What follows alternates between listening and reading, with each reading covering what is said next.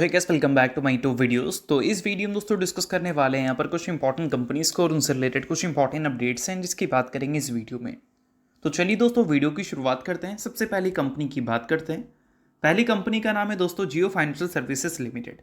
But इसको discuss करने से पहले दोस्तों अगर आपने अभी तक चैनल को सब्सक्राइब नहीं किया है तो चैनल को सब्सक्राइब करके बेल आइकन को प्रेस कर लो और सेबी रजिस्टर्ड टेलीग्राम चैनल को भी ज्वाइन कर लो, जिसका लिंक आपको डिस्क्रिप्शन में देखने को मिल जाएगा।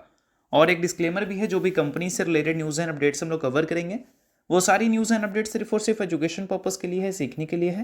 तो इसको किसी भी तरह का इन्वेस्टमेंट एडवाइस मत समझना, आप खुद से रिसर्च और एनालिसिस भी कर सकते हैं।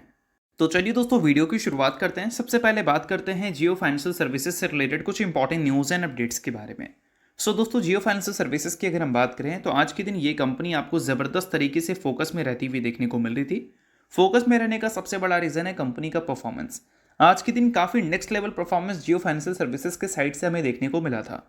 अब ये परफॉर्मेंस के पीछे का सबसे बड़ा रीज़न है कि जियो फाइनेंशियल सर्विसेज ने लॉन्च किया है एक digital platform for personalise investment advice in India.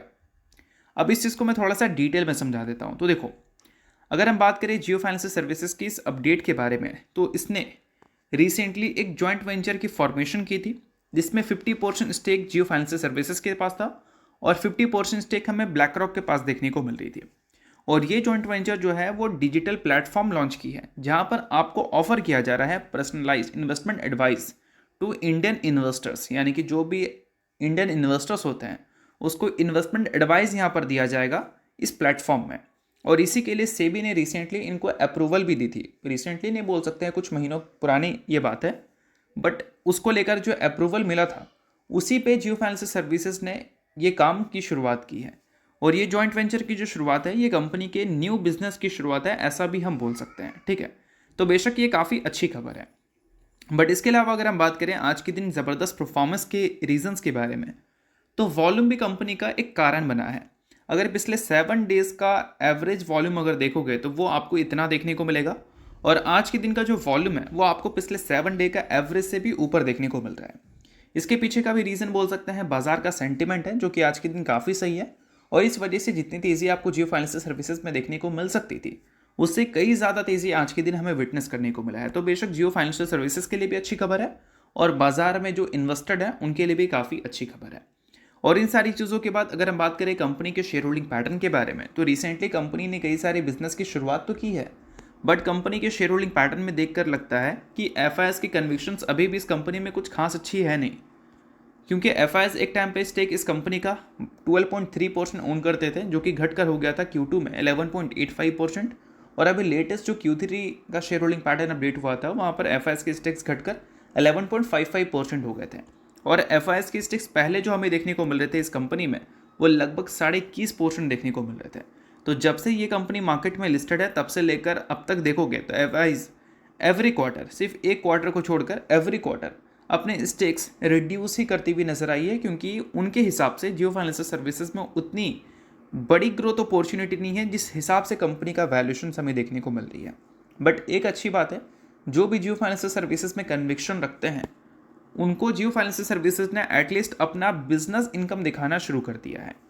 अगर कंपनी के टोटल इनकम की बात करें, इस बार जो कंपनी ने Q3 रिपोर्ट किया उसमें, तो टोटल इनकम कंपनी का मोर देन डबल हुआ था और प्रॉफिट हमें 269 करोड़ पे देखने को मिली थी, जो कि उतनी इंप्रेसिव नहीं थी।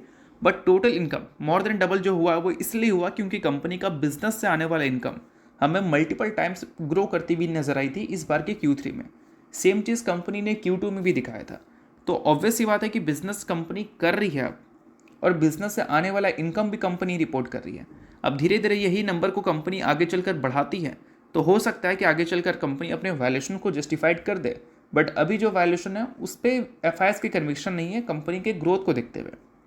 इसी वजह से एफआईएस लगातार इस कंपनी की स्टेक्स रिड्यूस करती हुई नजर आ रही है। कंपनी बुरी नहीं है, बट कंपनी में एक पोजीशन जो होता है ना, वो अभी के टाइम पे देखोगे थोड़ा सा महंगा नजर आता है एफआईएस को। बाकी आपको क्या लगता है कंपनी के वैल्यूएशन को देखकर, वो मुझे कमेंट में ज़रूर बताना। अब दोस्तों वीडियो में आगे बढ़ने से पहले बात कर लेते हैं एक सेबी रजिस्टर्ड टेलीग्राम चैनल के बारे में जिसका नाम है ट्रेडर बाजी। अब ये सेबी रजिस्टर्ड रिसर्च एनालिस्ट हैं जिनका रजिस्ट्रेशन नंबर आपको यहाँ पर देखने को मिलता है, और इनको 8 साल से भी ज़्यादा का एक्सपीरियंस है ऑप्शन एंड स्विंग ट्रेडिंग में। साथ में 3000 से भी ज़्यादा लोगों को ऑलरेडी ये ट्रेन कर चुके हैं। तो इनके टेलीग्राम चैनल का जो लिंक है वो आपको डिस्क्रिप्शन में देखने को मिल जाएगा। लिंक के थ्रू जाकर जरूर इस चैनल को आप ज्वाइन कर लेना। ज्वाइन करने का सबसे बड़ा प्लस पॉइंट ये है कि काफ़ी सारी कंपनी के टेक्निकल्स को प्रॉपर एनालिसिस कर यहाँ अपडेट किया जाता है, जो कि अभी आपको यूट्यूब पे तो देखने को नहीं मिलता, जिसको आप यहाँ पर आकर ज़रूर चेकआउट कर सकते हैं। उसके अलावा दोस्तों मार्केट से रिलेटेड जो समरी होती हैं वो सारी चीज़ें आपको यहाँ पर देखने को मिलती हैं। मार्केट से रिलेटेड जो इंपॉर्टेंट न्यूज़ एंड अपडेट्स होता है वो भी आपको यहाँ पर देखने को मिलता है। साथ में सेबी रजिस्टर्ड टेलीग्राम चैनल है, तो इनके कॉल्स वगैरह भी दिखते हैं, जिसको भी चाहो तो आप चेकआउट कर सकते हो। तो लिंक डिस्क्रिप्शन में है, लिंक के थ्रू जाकर बिल्कुल फ्री ऑफ कॉस्ट आप इस टेलीग्राम चैनल को ज्वाइन कर सकते हैं। तो चलिए अब बात करते हैं अगली कंपनी के बारे में। सो अगली कंपनी का नाम है दोस्तों इन्फोबीन्स टेक्नोलॉजीज लिमिटेड। हाल ही में कंपनी ने Q3 के अर्निंग्स को रिपोर्ट किया था। अर्निंग्स के साथ कंपनी ने बोनस की भी अनाउंसमेंट की थी। अगर हम बात करें दोस्तों बोनस की, तो 3:1 के रेशियो में कंपनी ने बोनस अप्रूव किया था, जिसमें कंपनी ने 1 शेयर के बदले अपने इन्वेस्टर्स को 3 इक्विटी शेयर देने का फैसला किया था। सो अगर आप इस कंपनी के इन्वेस्टर हैं तो बेशक इस न्यूज़ को आप नोट कर सकते हैं। इन्वेस्टर नहीं है आप इग्नोर कर सकते हैं, न्यूज़ थी इस वजह से मैंने बता दिया, बाकी ये किसी भी तरह का रिकमेंडेशन नहीं है। तो चलिए इसके अलावा बात करते हैं अगली कंपनी के बारे में, जिसका नाम है दोस्तों बजाज फाइनेंस लिमिटेड। अब दोस्तों बजाज फाइनेंस की अगर हम बात करें तो आज के दिन ये कंपनी आपको ज़बरदस्त तरीके से फोकस में रहती हुई दिखी, क्योंकि कंपनी का परफॉर्मेंस भी काफ़ी अच्छा हमें देखने को मिला और साथ में कंपनी आज के दिन अपने Q3 के अर्निंग्स को भी रिपोर्ट करते हुए देखने को मिलेगी। अगर हम बात करें कंपनी के Q3 के बिजनेस अपडेट्स के बारे में, तो कंपनी ने बिजनेस अपडेट में कस्टमर फ्रेंचाइजी का जो डेटा रिपोर्ट किया था वो हमें ठीक देखने को मिले थे, कस्टमर बेस का डेटा ठीक देखने को मिले थे, और एसेट अंडर मैनेजमेंट का जो डेटा था वो भी हमें ठीक देखने को मिले थे। इनफैक्ट एसेट अंडर मैनेजमेंट इस बार ईयर ऑन ईयर बेसिस पर आपको 22% से ग्रो भी करती हुई नजर आई थी, जो कि काफ़ी अच्छी बात है। और उसके अलावा जो बाकी पैरामीटर था, लाइक न्यू लोन्स बुकिंग की बात करें तो उसमें भी हमें ग्रोथ देखने को मिली थी 15% का। एसेट अंडर मैनेजमेंट में तो ग्रोथ हमें देखने को मिली ही थी, बट उसके अलावा डिपॉजिट्स की अगर हम बात करें तो डिपॉजिट बुक भी इस बार हमें 71,000 करोड़ तक जाता हुआ देखने को मिला था, जो कि पिछले साल की Q3 में 68,797 करोड़ पे था। तो बिजनेस अपडेट के हिसाब से तो कंपनी के नंबर्स अच्छे आएंगे, इसकी पॉसिबिलिटीज़ हमें लगती है। बट एग्जैक्ट मार्केट की एक्सपेक्टेशंस क्या है कि बजाज फाइनेंस के नंबर हमें कैसे देखने को मिल सकते हैं। तो मार्केट उम्मीद कर रही है कि कंपनी का नेट प्रॉफिट और कंपनी का नेट इंटरेस्ट इनकम दोनों में हमें डबल डिजिट की ग्रोथ देखने को मिल सकती है, क्योंकि कंपनी ने काफ़ी स्ट्रॉन्ग लोन बुक ग्रोथ दिखाया है।